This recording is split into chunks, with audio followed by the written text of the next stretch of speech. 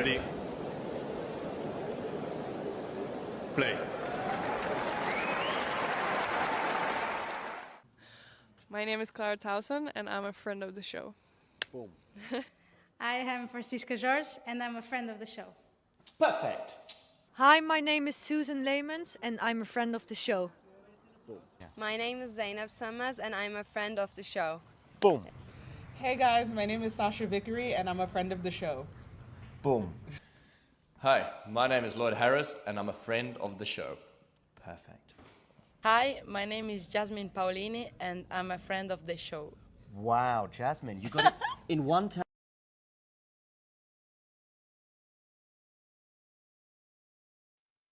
Well, hello there, and welcome to WTA Weekly. And don't worry, I do have a guest, even if it's not on camera right now. I'm putting just my phone in charging.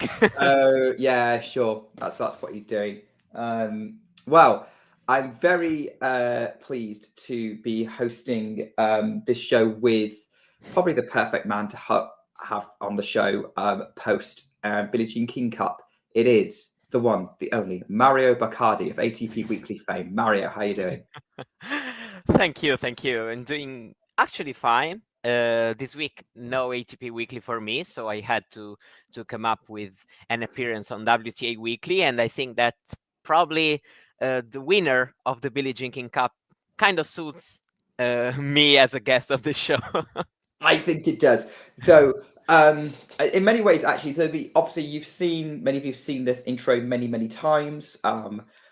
Fittingly taken at Billie Jean King Cup qualifiers or qualifying stages for various levels, with Clara Towson, Susan Leemans, Francisca George, Zainab Sammaz, and later on at Stuttgart, Jasmine Paolini, who was the star of Billie Jean King Cup this week. Well, one of the stars anyway. Yeah.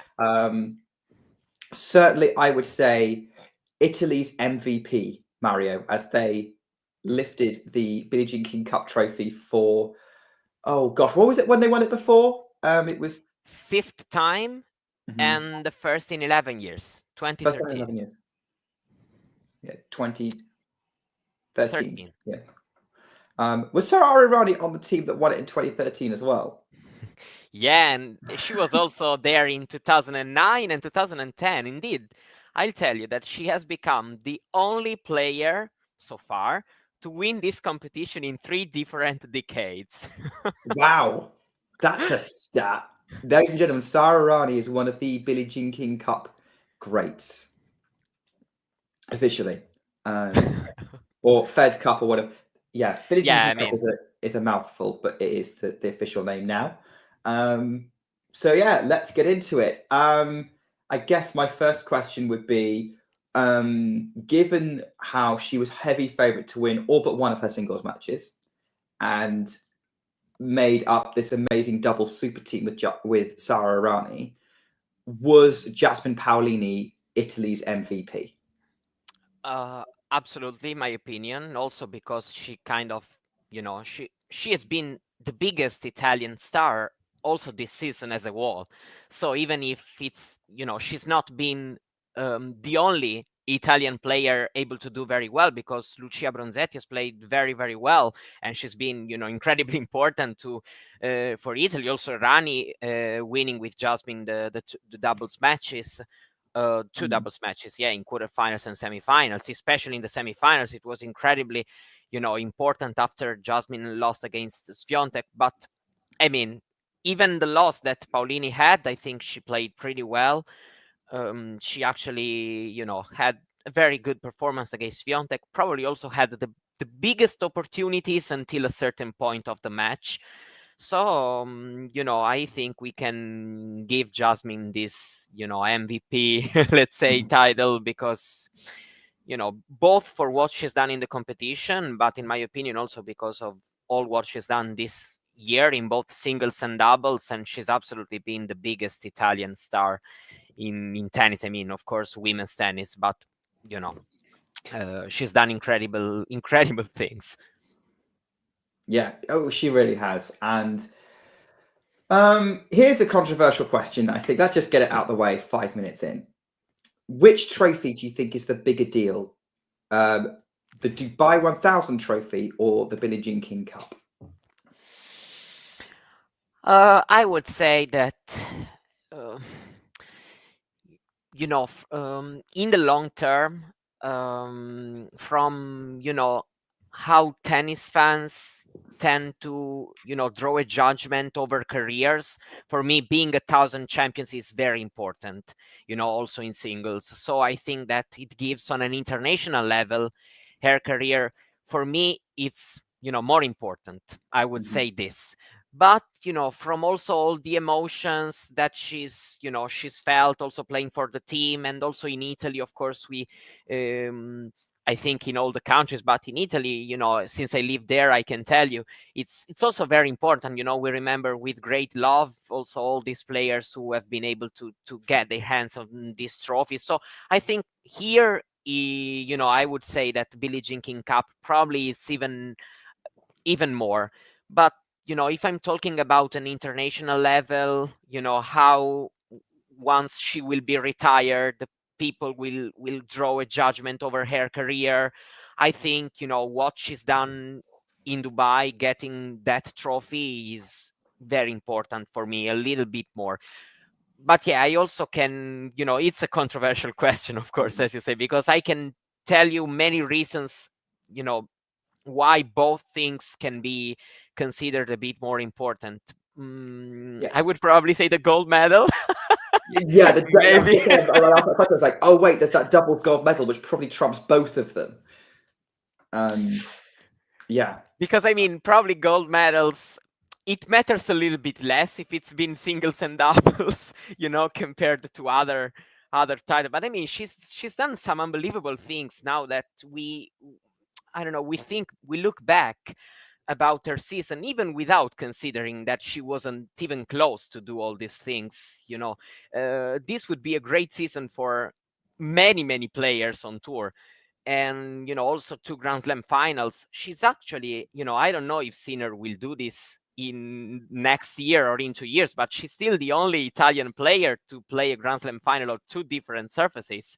So she's proven to be also good on every kind of court. She has won, of course, as you mentioned, the gold medal, a doubles trophy that it's also very important for her, I bet, the Rome 1000 tournament, because it's also played at home in Italy, in front of the Rome crowd. So she's done many incredible things, both in singles and doubles. I really cannot tell you, probably I would say that being 1,000 champion gives her a different perspective. And also Grand Slam finalist. I tend to, but yeah, getting the hands on a trophy, it's of course very, very big. Yeah, oh, for sure. I think they're all kind of big deals. I think for me, if you're talking kind of, actually, the biggest prize she's going to win for her is going to be that Olympic gold medal, because that's a universally acknowledged great prize. If you're talking the difference between maybe her singles results, because the Billie Jean King Cup, you could argue like her singles results influenced that. I think if you are a tennis fan and you are a hardcore follower of the sport, the 1000 title will be the bigger deal in the long run.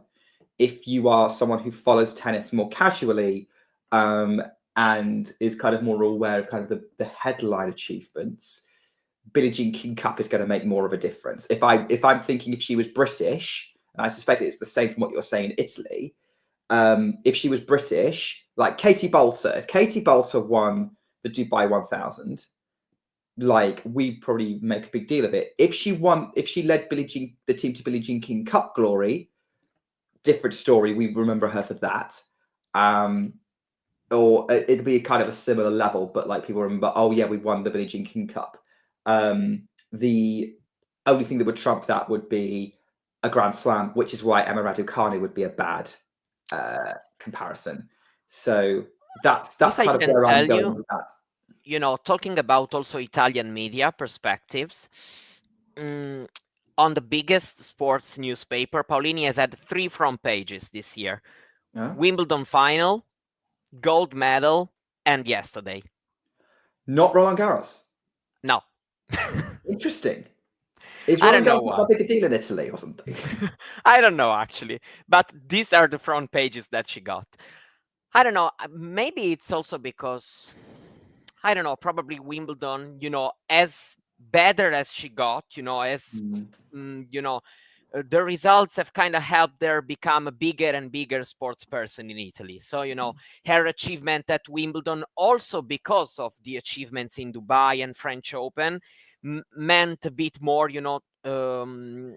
towards also the general public who kind of already got to know her thanks to the other results. I don't know if I can... That makes sense.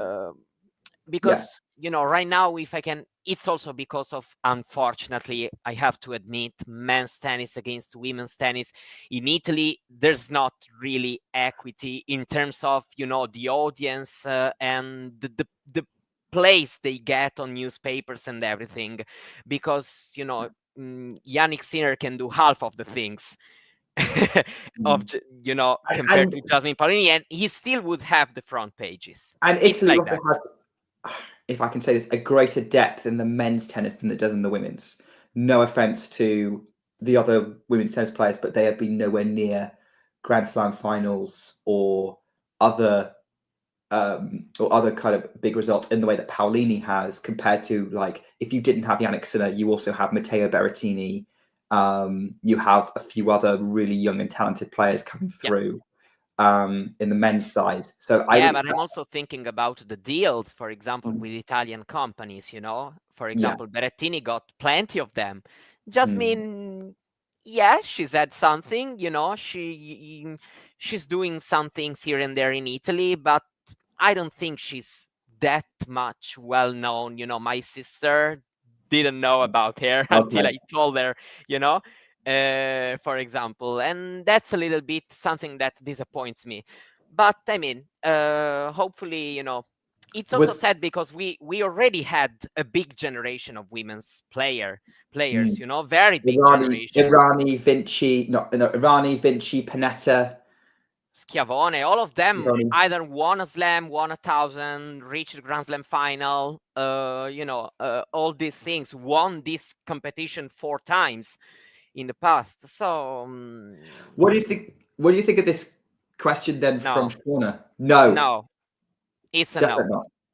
Definitely not. And I would say that even Roberta Vinci is better known because of her win against Serena Williams. When it happened here, it was crazy. That win alone gave her many advertisements, many, I don't know why, but maybe because also Serena Williams, being somebody who has transcended the sports here in Italy as well. Do you think that Paolini could reach that if she won a Grand Slam? Yes.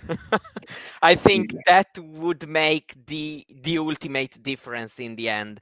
I would say that this is also a difference between Pennetta and Schiavone and Sara Errani, because Errani is not as considered outside of tennis as them. From us inside tennis, we value her career, also her double success, her longevity, and for me, it's also different to draw a big difference between them. But outside of tennis, the two that have won a Grand Slam are considered in a different way here. Wow. So and do you know what? That doesn't surprise me. I reckon that, again, in Britain, if we had something similar, like if, again, let's use the example, if Katie Bolter reached 2 Grand Slam finals back to back, she still wouldn't be as well regarded as Emma Raducanu. I think we can safely say that. So I guess let's turn to the I don't know if people are aware of this, but our colleague Vanch is currently very outraged because the WTA award nominations are out. Now, I'm going to be honest, I don't pay attention to these. I don't really hold them in high regard. I have no idea who won any of them in history. But Vanch has taken to Twitter X to kind of really kind of be outraged that Jasmine Paolini was not nominated for most improved player of the year. Whereas now she was nominated for player of the year alongside Sabalenka, Swiatek, and Goff, but she wasn't nominated for most improved. Now I'm wondering whether and Zhang as well, and Zheng. So I'm wondering whether because she didn't finish top 5, if she didn't finish top 5, maybe she would have been nominated, and maybe there's kind of like, oh, we can't nominate the same person for 2 awards. I can see why they did that, but it's kind of a bit arbitrary to me. I think she's the obvious choice for most improved, but I want to hear it from potentially a very biased Italian. No, I mean, I agree with you. First of all, I want to say that for me, it doesn't really sense like the WTA does the nominations for player of the year. The ATP does the opposite way. It is directly given to the year-end number 1. And I'll tell you why. I know that at times you can have award number 2 who has, like if you ask me, which year would you rather have, Zverev or Carlos Alcaraz? Okay.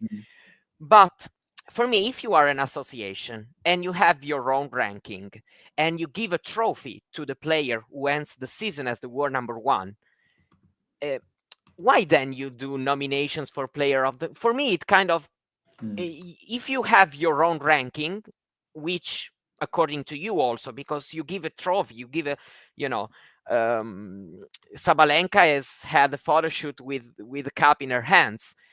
And so she should be the player of the year directly, as he got 22 and 23. For me, that's how it should work, because if not, you can have like imagine, for example, this year Iga gets the trophy. Wouldn't be a bad choice, but I would be like, so if I also a casual tennis fan or something, I'm like, so should I trust the ranking or not? So who is who's had a better year, Sabalenka, who's been awarded of the year number 1 trophy, or Swiatek, who's won the player of the year award?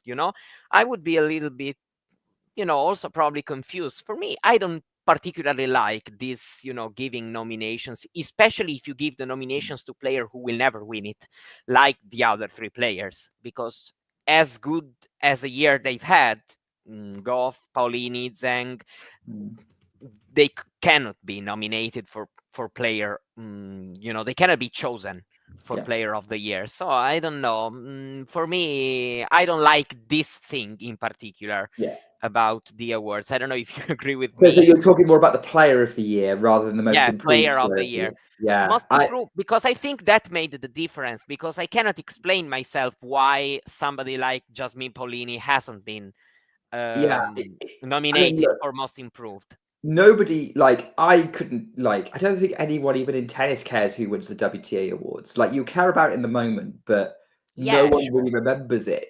And I find it I don't think it's a pointless exercise. I think it's a nice way for players to kind of recognize each other. But I'm not, I don't think it ultimately matters to kind of channel in the day in. I think it's more of a thing between tennis more hardcore fans, that follow day by day, and so are updated with the news. But I don't think that any person outside the tennis strict circle would really care a lot. I'm looking at the WTA awards, and the last time someone who didn't finish the year world number 1 won the WTA Player of the Year, 2020. Yeah, you already did the research, didn't you? No. But I remember because many times I remember because it's Kenin. It is Kenin, yeah. Right? I haven't searched right now. I feel like he would have been in contention for world number 1 if they hadn't frozen the rankings anyway. I mean, that's also tough. That year was also tough because of the COVID rankings. So it was very tougher for a player to attack the number 1 position. Probably consider the 2020 results alone. Probably Kenin has also done better than Barty overall. So probably she would have been in contention for the number 1 ranking. I don't know. but yeah, I remember other cases. For example, 2004, we had Sharapova. 2004 Sharapova, exactly. Then we had a player who won 2 slams, something similar, and the slamless were number 1. So year-end number 1. So it's been a bit tough. Or Miskina, something. Miskina did something probably. She won. Miskina won 2004 French Open. Yeah, okay. I don't know if what did she win?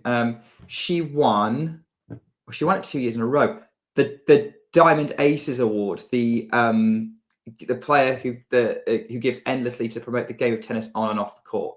Yeah. Okay. That's Fine. one. Whatever. Yeah. I mean, it's not something that important, but as about most improved, I consider it on in another way. For me, Paolini, for example, is deserving because brought her career to a new, different level.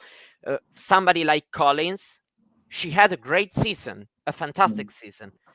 But why most improved? If in 2022 was Australian Open runner-up, won number 7, I mean, these are the nominations. We don't know who's won yet.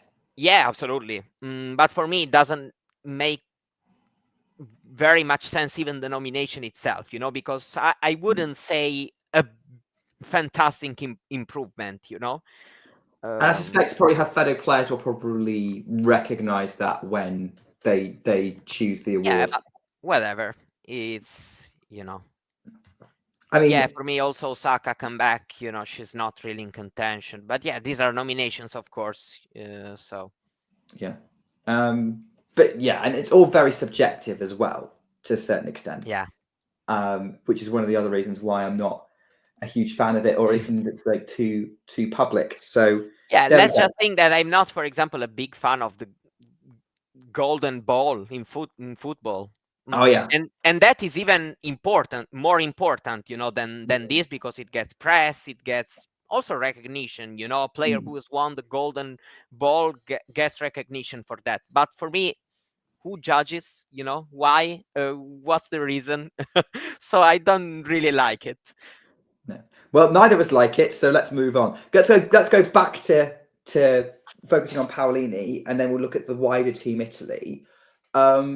Because I wanted to just ask one more trivia question of you about Paolini, because I haven't had time to look this up, but I think you will definitely know this off the top of your head. Is Paolini now the highest ever ranked Italian female player? Yes, but she's not the only one, because it's also Schiavone number 4. Does Schiavone reach number 4? Schiavone, yes. Okay. I think after the Australian Open 2011. She was holding the French Open title, and she had quite of a run. 2011 French Open was that epic match against Kuznetsova.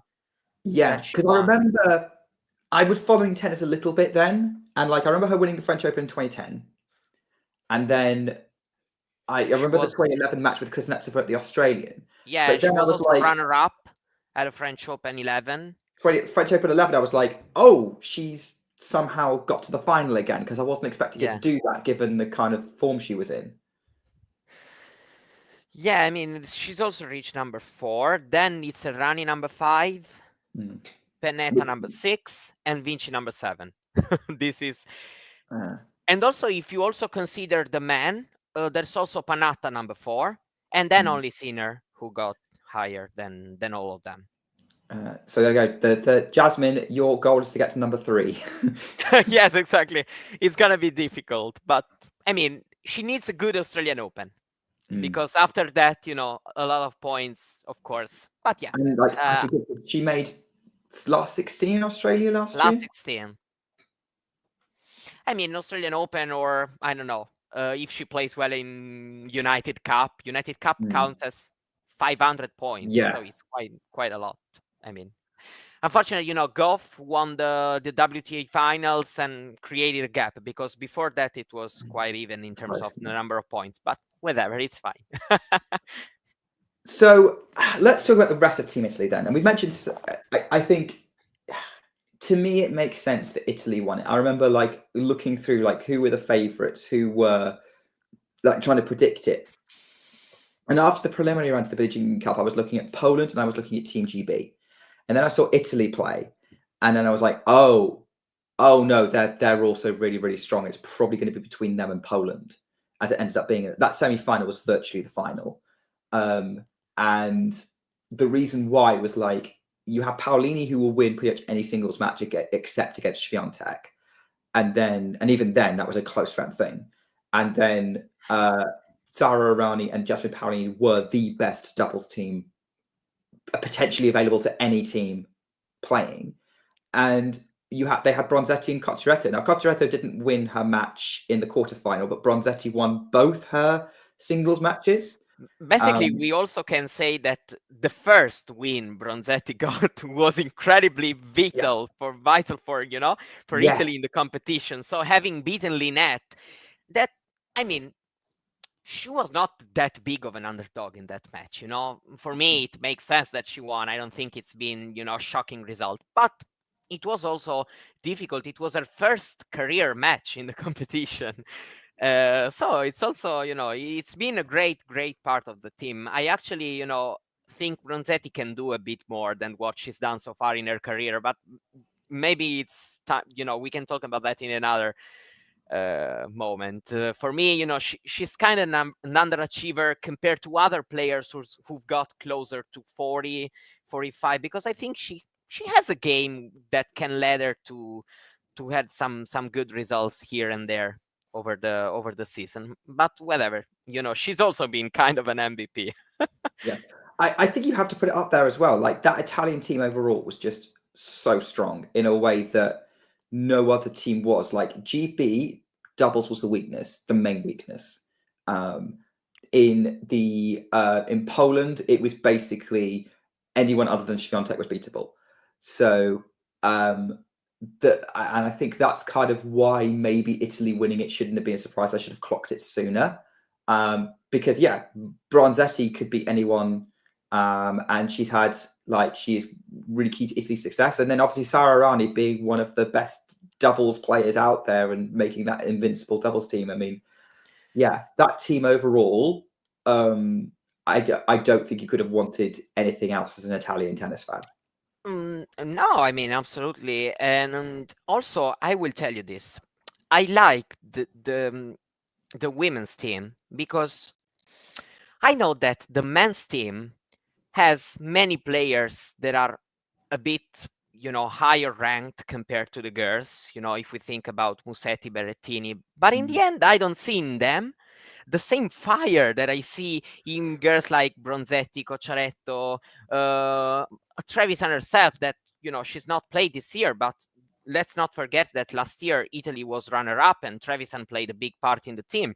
So, it was also, at least, the perception that I have also from Italy and knowing a lot of things going on inside the team, that they were very, they were building something. So also in somebody like Bronzetti plays, and also, let me say, captain Tatiana Garbin, she's been fantastic in all these years, building a very strong team, regardless of the current ranking of the players, because, you can have Trevisan up and she gets to play, or maybe, Cocciaretto is a bit in trouble that week because for whatever reason, and Bronzetti comes in and she's quite calm. She's able to play her game without, being blocked by the pressure, because that was also a very big pressure situation, because that then Paolini, which is a strong player, improved a lot, but gets to face Swiatek, and that if you lose your match,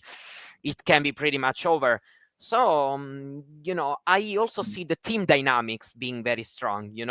That's also what I saw from also since last year, because it's kind of been a process, over the past year, because Italy was in the third league 4 years ago, and she was having a very the team was having a very tough period, and then they got up and up and up, reached the finals, then reached the final of the finals, then won the competition. So, I feel like it makes sense also for the whole path that the team has had, and of course also helped by Paolini having kind of a breakthrough this year. They got in Paolini being a top player what they lacked maybe last year, when they reached the final, but they couldn't get over past the line, you know? Yeah. There you go. And like that's Paolini again stepping up. Like we called her the MVP. I think she is. It's pretty close. It's pretty close because I don't think Italy would be here without, as you say, Bronzetti winning that match against Lynette, which ended up being crucial. Yeah, absolutely. That doubles prowess with Irani gave them out of trouble a few times.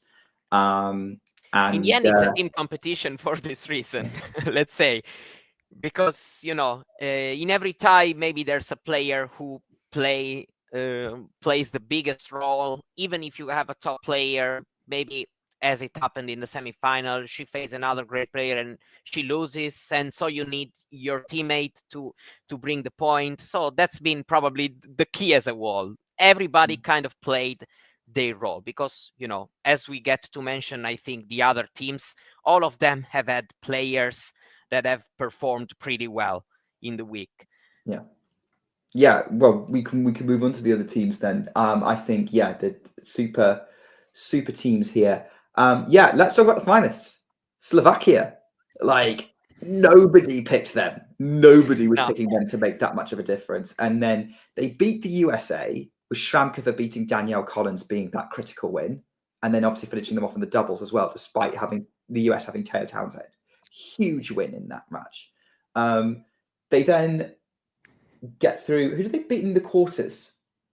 In the quarters, it was because they beat GB in the semis, and that was another good win for Shramkova coming back against Bolter. I will check very soon because I'm kind of forgetting it. Yeah, we're both forgetting this. Oh gosh, who was it?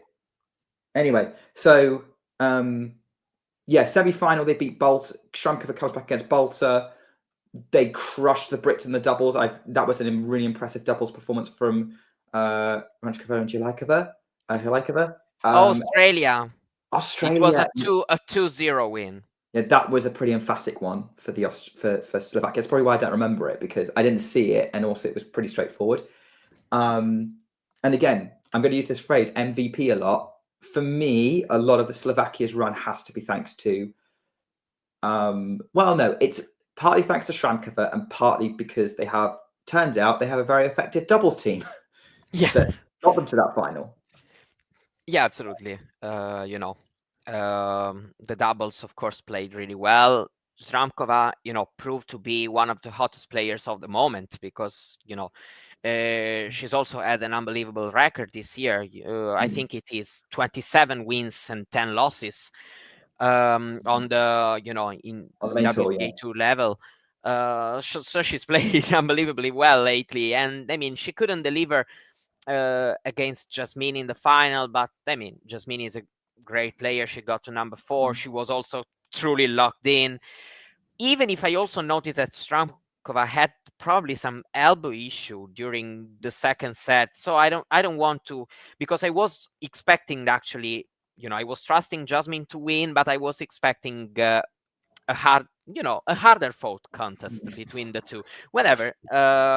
She played really well the whole week. Also having them played one time more rather than Italy. Shramkova also had to, to play a lot of high-profile singles matches because she was the number 1 of the team. The great comeback that she's had against Bolter. She's been great. She just proved to, all the, let's say, steps that she has taken over the past months, because, we have to mention also the whole path that she got here to this level and to be in this position. So, let's see what she's going to do next year. But, 3 250 finals since the US Open. I mean, that's pretty impressive. Winning one of them. Add another final at Billie Jean King Cup level. Like, she's definitely able to compete a really, really strong level.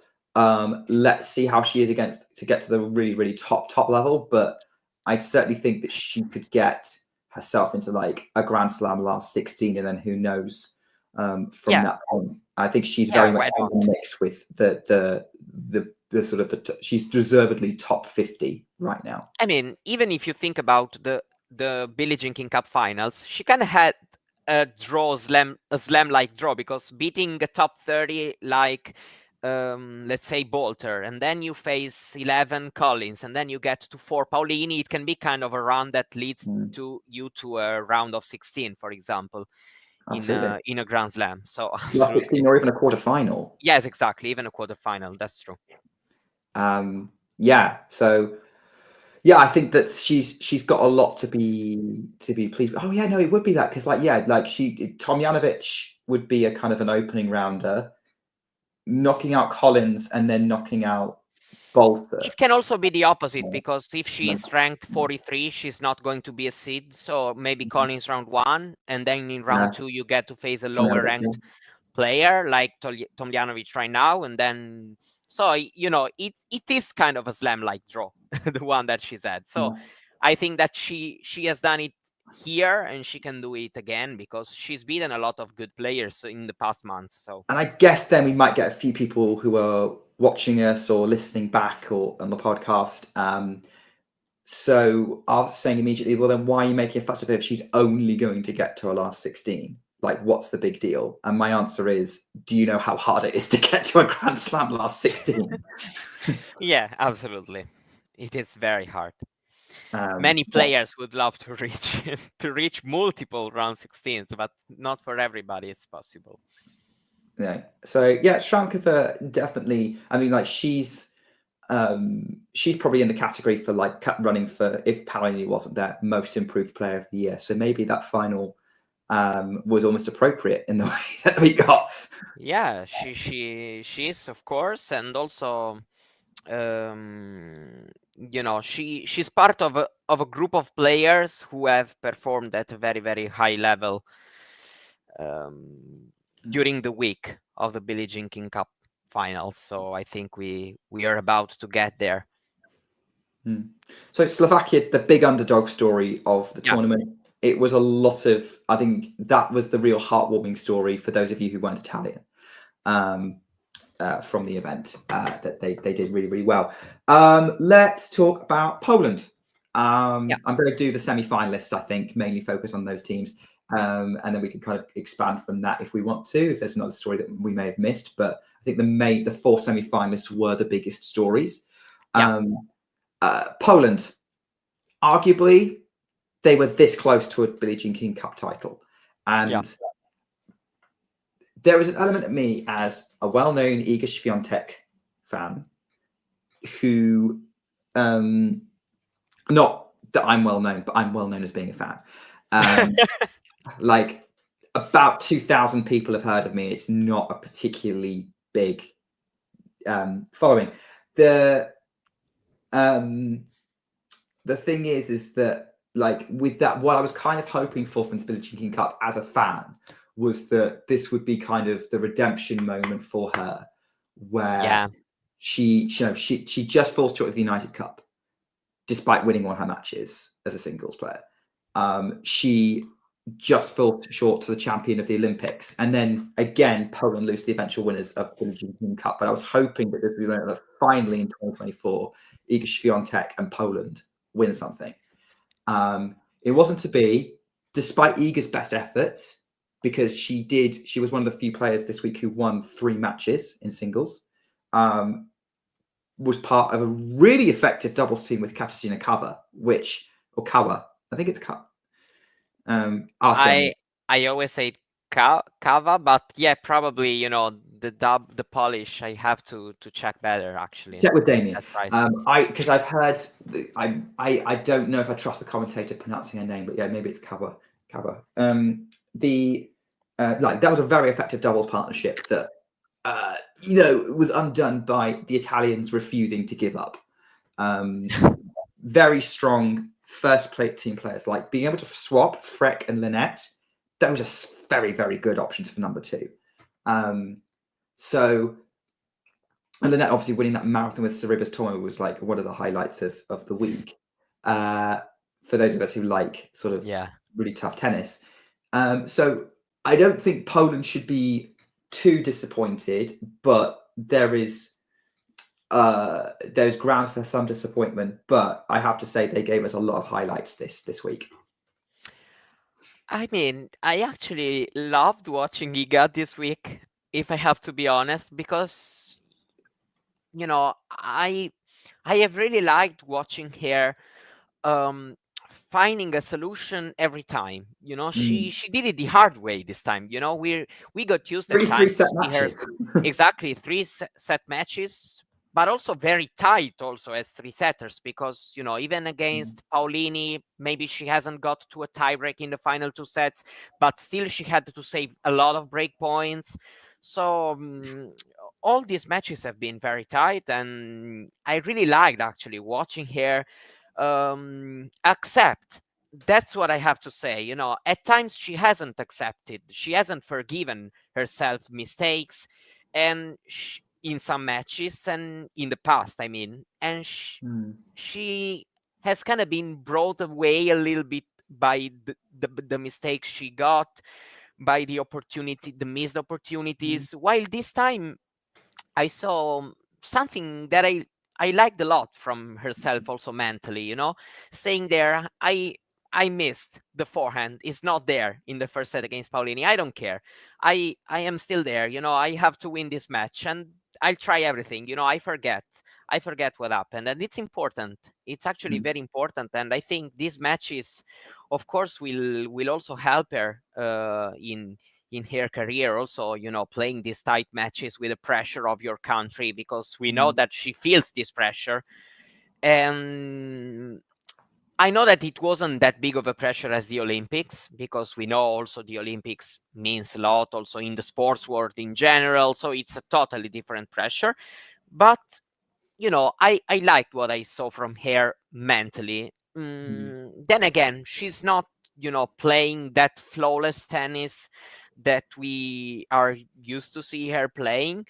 But yeah, she's also got some tough matchups, some players who have been able to exploit her weaknesses here and there in those matches. So at the end of the day, I don't want to stay here being too picky about her performances, and I'll choose actually, given that also it's the end of the season, I'll choose to watch the bright side of what I saw.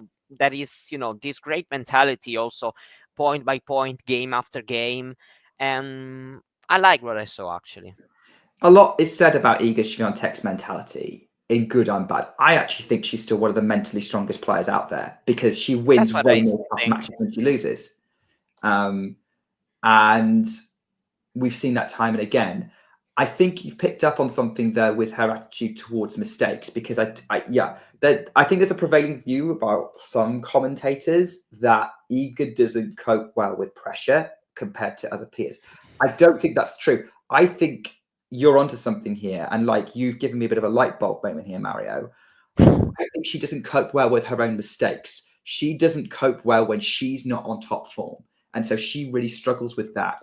And she's frustrated that she's not playing as good as she could be, and that's the frustration. And then only a minority of players can really capitalize on that. But yeah, this week she wasn't playing her best. She still got the job done against Badosa, who I think she was the better player against most of the match when she got into gear, against Noskova and against Paolini, which was a real battling comeback, because Paolini almost had her, I think.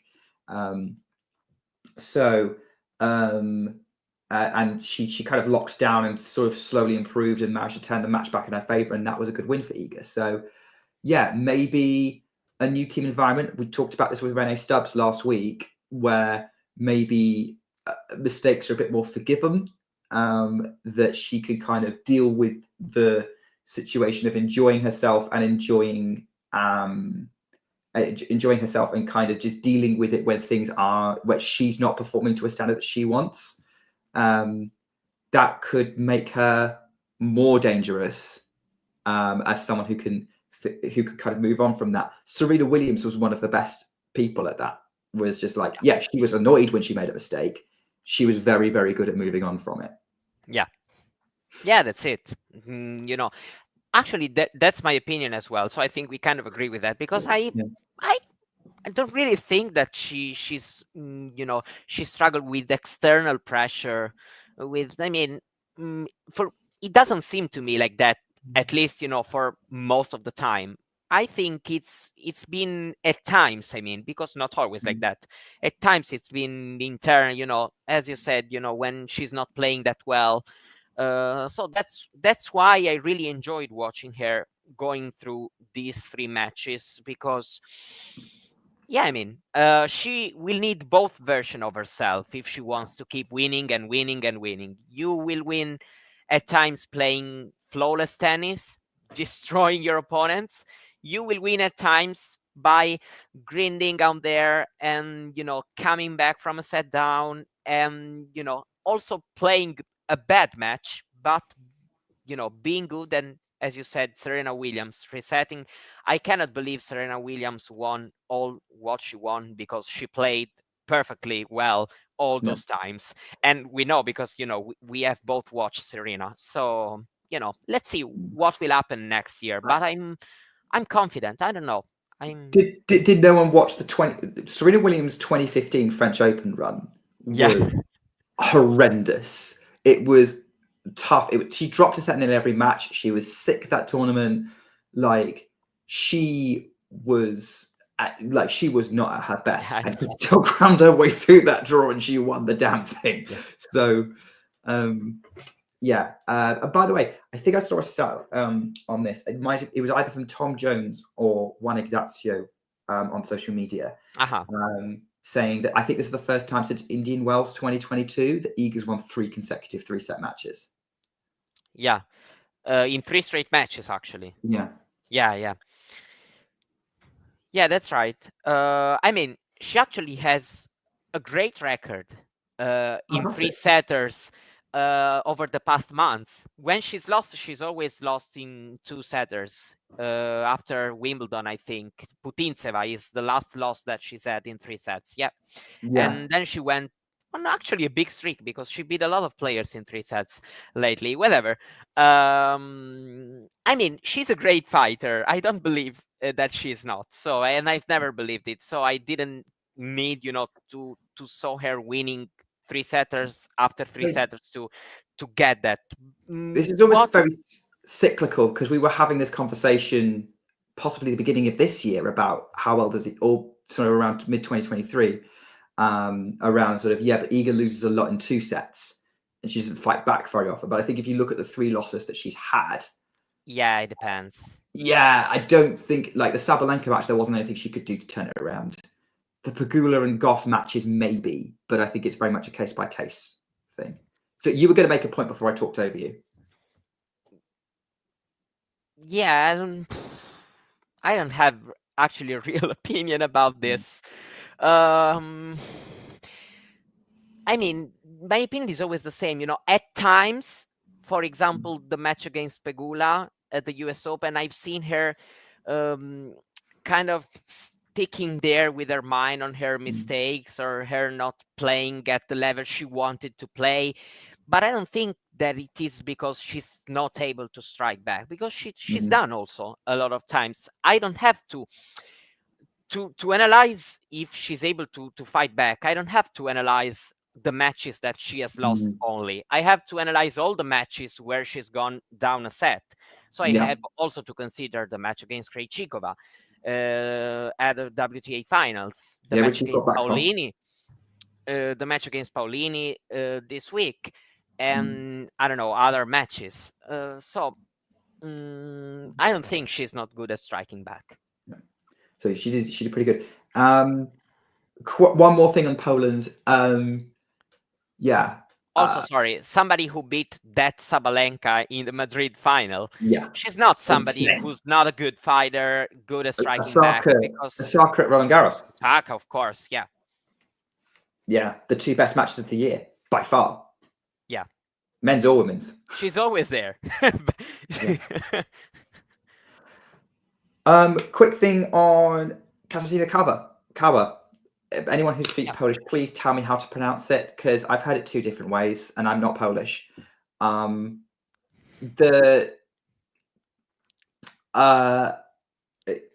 was very, very impressed by her in the doubles match they played against Czechia.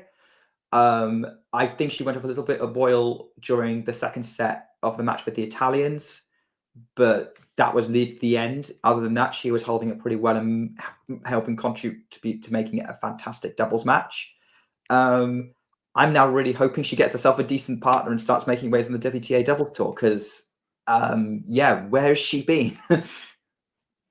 Yeah, it's been a great watch. It's been a great watch, actually. I mean, I think, if I have to be honest, the Polish team has not that much to regret, aside, the lead they had in the second set against Italy,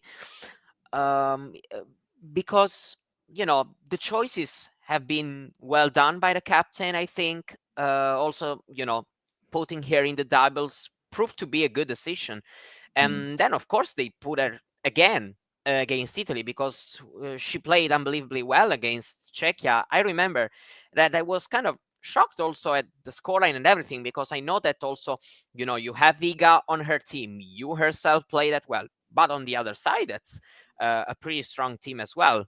With Siniakova, we know Siniakova is somebody who can play with anybody in doubles and win a lot. So it's been actually great to watch the Polish doubles, and I think the only regrets will be, of course, losing the last 6 games against Italy, because it could have become, then you bring the match, to a decider, to the deciding tiebreak, and anything can happen. But whatever.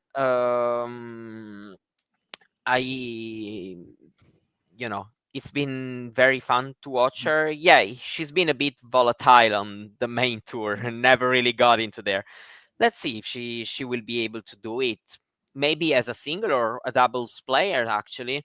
So let's see. Every career then can turn around with not many things, actually. So maybe it's a good sign for what's coming for her next. I'd be very excited about that. I loved watching her, particularly with her volleys. In that Czechia match, it was brilliant to see her out doubles. Catching Siniakova, fantastic performance. All right, the thing where I think I want to hear you the most is about Team Great Britain. Oh, good. I was about to move on to that. Okay, what do you want to hear? What do you want to hear, Mario? I don't know. I think, everything has been decided actually, but by, of course, not having a very strong doubles pair, and of course, Bolter was, not close to winning against Runchakova and Strankova, and then of course that comeback put Great Britain into trouble. They would have had probably a good shot in the final. If they got there. I mean, it would have been a close affair. It would have probably all mattered. Let's say Raducanu maybe wins once again. Bolter Paolini probably decides it all, because then the doubles with Errani Paolini, it becomes very difficult. Yeah, I would have backed very few doubles pairings against Errani Paolini. Like Swiatekova was the only one. Bushkova, Siniakova. Who I would have really strongly gone, they're going to be a problem for the Italians. Much as Olivia Nichols and Heather Watson are very, very good doubles players, and I was surprised at how that doubles match against Slovakia went. Though I do think it was down to Slovakia playing insanely. Well, not insanely, but like really good, solid doubles tennis. I think, they would like that. I would not have backed them to beat Errani Paolini in the doubles. I agree with you that Emma would have been the favourite for the #1 singles. She won. She was the only other player other than Swiatek to win 3 singles matches this tournament, and she was Britain's big weapon. She didn't drop a set. She kept fighting. She kept ahead. She kept, she was really, really important for. Well, let's say that it's a luxury to have her as #2. Such a good. She was the best #2 player in the tournament, apart from Lucia Bronzetti.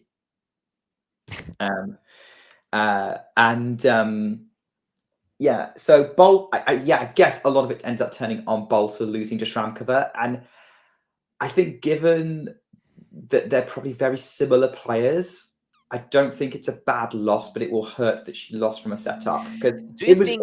there was a lot of exchanges of breaks in that match. Bolter was very good in the others. What were you going to ask? No, I was about to ask you that. I say that it's a luxury having Raducanu as number 2 in general, but probably against Slovakia, the opposite would have been better. Yeah, with the way Shramkova was playing. Yeah, that's right. You see, you don't. Yeah, that's right. It's a tough call, actually. Yeah, like the way Shramkova because was playing, I wouldn't it still have picked. feels for me, if I was British, for me, it would still be kind of a missed opportunity. I know that Great Britain probably wouldn't have been the favorite against Italy in the final. I don't think it would have been their favorite against Poland. Chances or Poland, but chances would have been there for me, still. And so it feels kind of a little bit of a missed opportunity. I can see why. I can see why. I think GB should. I think the thing that stopped them was Shramkova playing as well as she did. I think if she wasn't playing as well as she did, Bolter would have won that match. Maybe been a bit scrappy about it, but she would have won it. And then they would have been in the final. And that's an element you can't control, is how well the other person's going to do. Yeah, that's right. And it may be a missed opportunity on paper. Yeah. Do I think this sets them up for a very strong season next Billie Jean King Cup? Absolutely. They're going to come up with a very strong team and they're going to be one of the favourites again. So, yeah. Do I think GB could have done better? Maybe, yeah. Do I think they should have any major regrets? No. No. No, that's right. So yeah, look, my dream GB versus Poland final didn't happen because I would have been happy with either outcome, but maybe another day. But I guess with GB, I think what we have to take away from it is Raducanu played really, really well and seems to come alive in Billie Jean King Cup ties. And I think she's always going to be box office when you put her in front of a home crowd. You saw that at Wimbledon as well. And Katie Bolter is similar. Like when she's on, the firepower she produces is spectacular. So yeah, I guess with that, it's I think GB is. I think with that, I think there's a lot to be optimistic about with GB, even if the results weren't ideal. But yeah, for me, the main story is Emma Raducanu, because I don't think GB would have got as far as they did if they took someone else. Absolutely. Now, that's also why, I was talking a little bit about the potential missed opportunity, because I look at the team and I see, you have right now 2 players, both are pretty strong. Raducanu, of course, is, a major factor, and still Bolter being, at the top of her game right now. So, able to beat many players and, at least to fight evenly against a lot of other players. That's why I was talking about probably a little bit of a missed opportunity. The Fernando one was really good for Bolter. Yeah, very good. Impressive, actually. Yeah, whatever. I mean, it's fine, it hasn't happened anything that makes you, stay there and think, how didn't we win the competition? But I think at least they are building a team.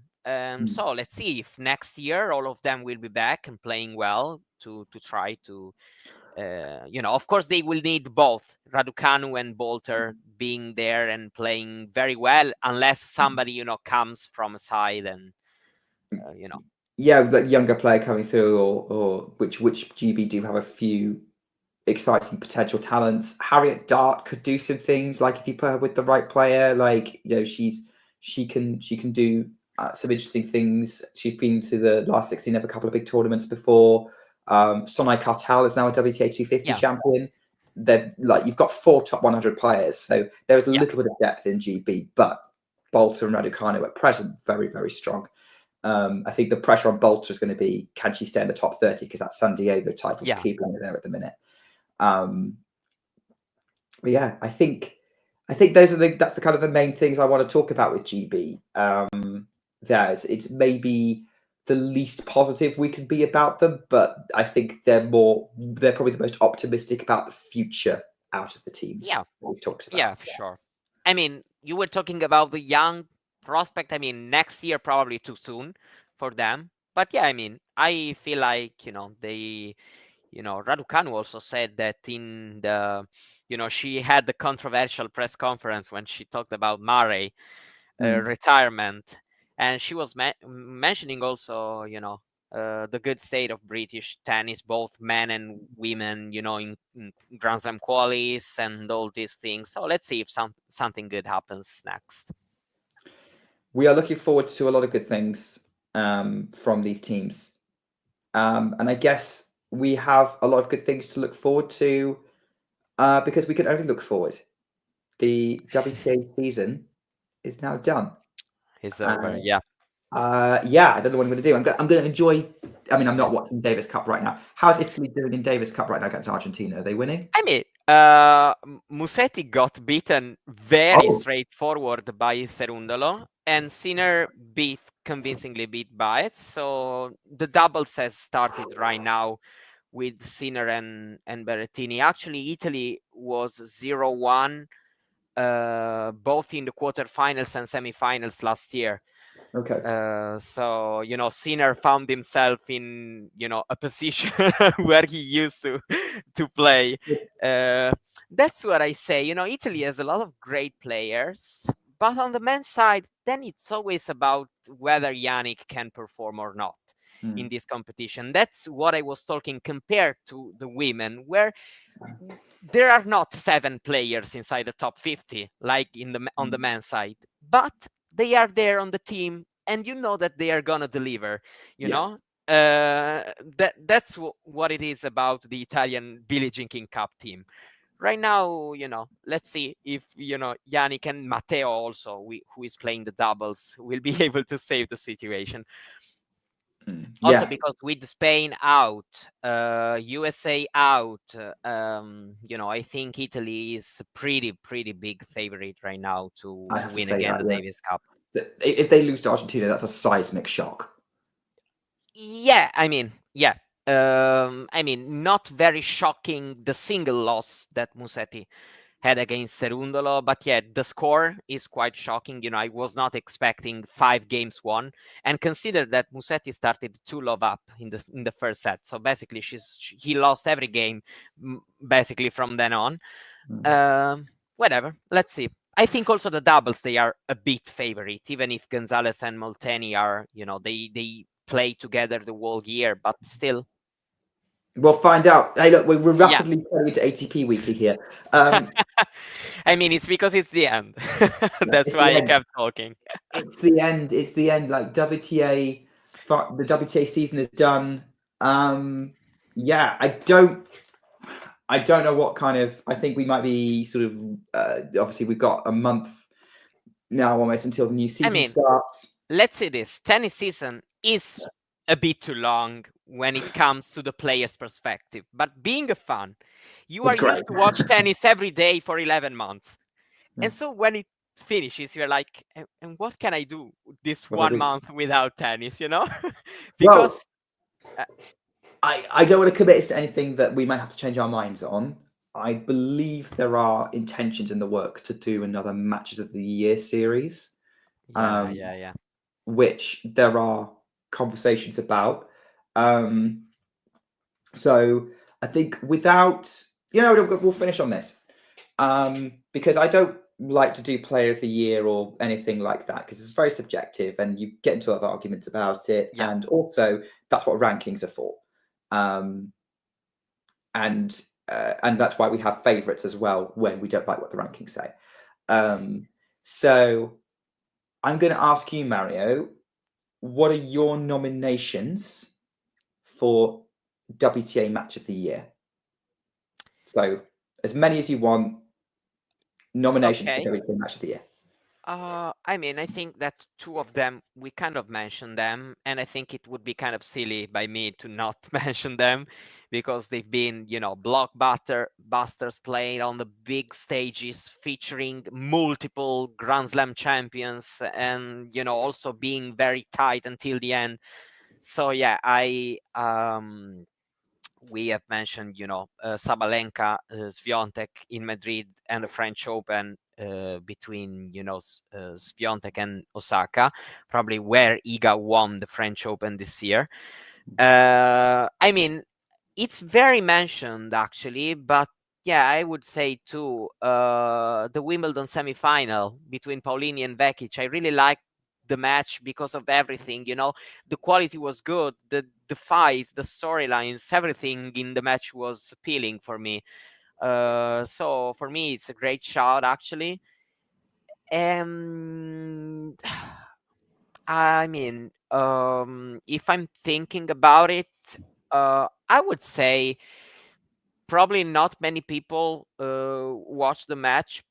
Not many, probably yes, I don't know, but I was there live in person, and so I remember this match being very good and appealing for me to watch.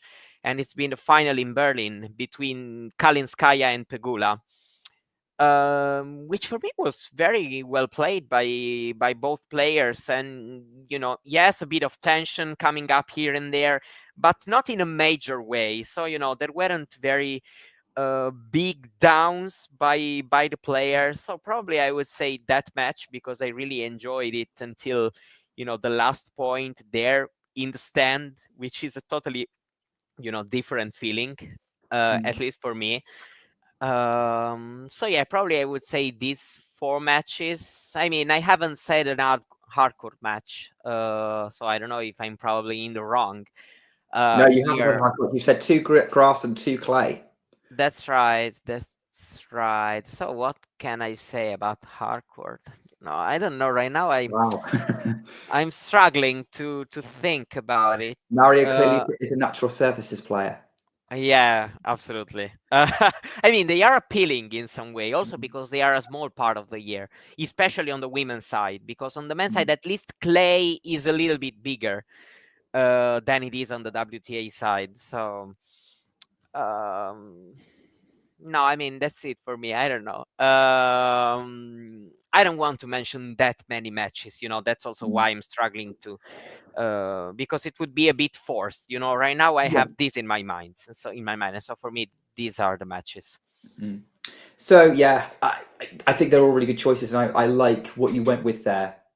So those of you who follow me on social media know, so what I was trying to do this year was kind of track which matches got the most social media buzz, as in who did I see talking about it in really positive terms, how many people, how positive were they, and I ended up with 125 matches. Sorry, but Rybakin against Blinkova for the final tiebreakers itself, it was, something that it should be mentioned, Probably that tiebreak has been, the biggest I've been the whole year, for a 15-minute span, it was, wow, shockingly, entertaining. So for me, it has to be mentioned. Tiebreak of the year, right? Yeah, absolutely. Up there with the Madrid final set tiebreak. Yeah, you've got to mention that one. So I had to look at it and I was like, well, how do I write a piece about all 125 matches? Well, there's a problem with that because I didn't see all of them. I just went off social media, and then I also but then also that would take a very long time. So I was like, okay, let's see what I can whittle down. Looked at some stats on Tennis Abstract's match charting project, which match that's right. That's a good way. And basically had a look, and basically what I did was I had a look at percentage of points that were decided by an unforced error. So and then the lower the percentage, the better. And also how many points went more than 3 shots. So how many decent rallies you got in that. That's a great way.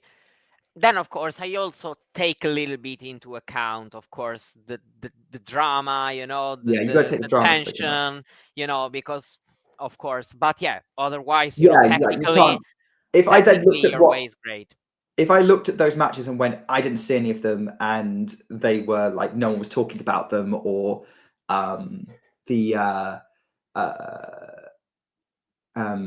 or like there wasn't any kind of drama with it, I would ignore it because it was like very low percentage. Nobody was interested in it. That's not gonna, or high percentage rallies. Nobody was interested in it. You know, that tells you something. So the matches that I would say, like the obvious two, Swiatek Sabalenka Madrid, Swiatek Osaka Roland Garros. Swiatek Osaka Roland Garros was incredible drama and incredible quality. Same for the Madrid final. I would say in there, I would also go with Pegula Kalinskaya, which also scored very highly on the system that I used, interestingly. But I do remember that match being very good. I think I have to go with the Wimbledon semi-final as well. That was the best Grand Slam match of the year for the women. Pegula, Paolini and Vekic. Just, again, huge drama, great quality, great contrast. Grand Slam, talking about the later stages. Yeah. Because, of course, Iga against Osaka was at the Grand Slam. Oh, yeah. Yeah, later stage, yeah. Yeah. I mean, later stage. Because, like, none of the Grand Slam finals really gripped, unfortunately. Like, no. US Open was not that bad, but... Yeah, there was a point of interest, but it didn't go to a deciding set, which for me kind of makes exactly. sense. Like, unless there were two tie-break sets, 7-5, 7-5 is actually pretty close, but there was never that feeling that Pegula was going to take it back. I don't think. Exactly, that's it. That's the main. I would, Rebecca Blinkova, that match created memes. We were talking about it for weeks. That tie-break, record-breaking, brilliant. I would say, according to the system that I looked at, match which had a lot of drama with a low percentage of unforced errors, Collins against Danilovic in the French Open. Yeah. And obviously that's down to the person charting the match, but did you get anything similar to Sabalenka against Collins in Madrid?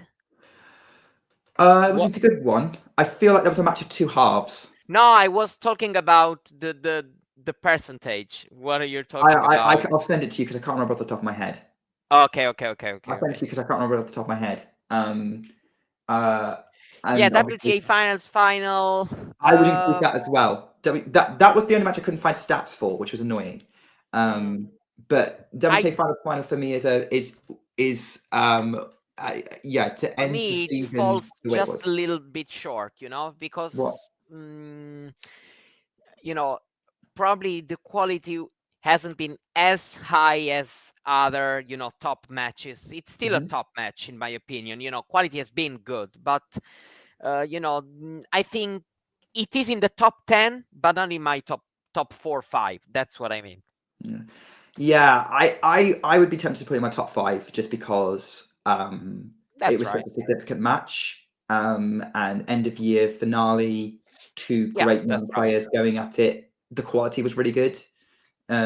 So yeah, I think it was a great way to end the regular WTA season aside from Billie Jean King Cup. But yeah, I'd say off the top of my head, I would say a lot of what you would saying at like those kind of matches, plus the WTA Finals final, which Dave's mentioned, which is probably why you've brought it up. And I would also throw both Danilovic Roland Garros matches, the one against Collins and the one against Vekic, because Danilovic was one of the big stories of Roland Garros, and there was a lot of fun with it. I mean, candidate for set of the year, couldn't call it match of the year, but Colin at Swiatek Raducanu at Doha in the final. What was a good one? First set. Yeah, first set was a great one. Yeah, I remember it. Yeah. But probably we did the WTA Weekly after that, me and you, because I remember talking about that match with you. Whatever, or probably a live. No, it wasn't a live watch along. Probably the weekly. Whatever. I remember. I clearly remember having talked about that tournament with you here. It all blurs into one a little bit, but remember the highlights, Mario, and it's all. And I think we've highlighted, and I think we've given ourselves some good highlights there for match of the year options. I think we are fairly aligned. I guess we'll see which ones get picked for the Talking Tennis top 5. Yeah. By that we mean John's top 5. and where we're going to go with that. So yeah, really, really good. Yeah, really, really good WTA season. Really, really enjoyed it. I'm looking forward to doing all this again in 2025, which we will be kicking off in about a month in the United Cup. Actually, it was a great one, and also, like almost a TV series, left us asking ourselves, how will these players do in 25? You know, because there are these players coming up or getting back to big form like Coco Gauff. You know, it's interesting. We will see. Yeah, I've got a great idea for a WTA 2025 preview, which I will run past John at some point.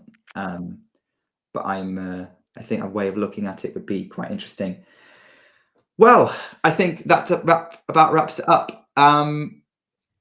I want to say, as I've seen Dave in the live chat, Ghosty in the live chat saying "Ciao Bella" and Nick. Nice. Everyone who has watched WTA Weekly episode, listened back to us on the podcast, joined us in the live chat. Thank you all so much for helping make this an absolutely brilliant podcast show. It's great to kind of have actual back and forth and fan influenced conversation about what is great sport here, and I get to do it with some fantastic people on the show as well, like Mario, who is always, it's always a treat when I get you instead. I get you on WTA Weekly instead of ATP Weekly. No, thank you. It's always a pleasure for me to be here. So also because, you know, I like to change a little bit. So at times it's really a big pleasure for me to switch. And so also because we've always had great conversations this year, and I think we will do at times also next year. I'm pretty sure. I'm looking forward to doing this all again so much. 2025 is going to be a great year if 2024 is anything to go by. Right, brilliant. Thanks everyone. Thanks Mario for coming on and doing this show with me. Thank you everyone watching and listening. Thank you. And we will talk again in 2025. In the meantime, take care and keep talking tennis.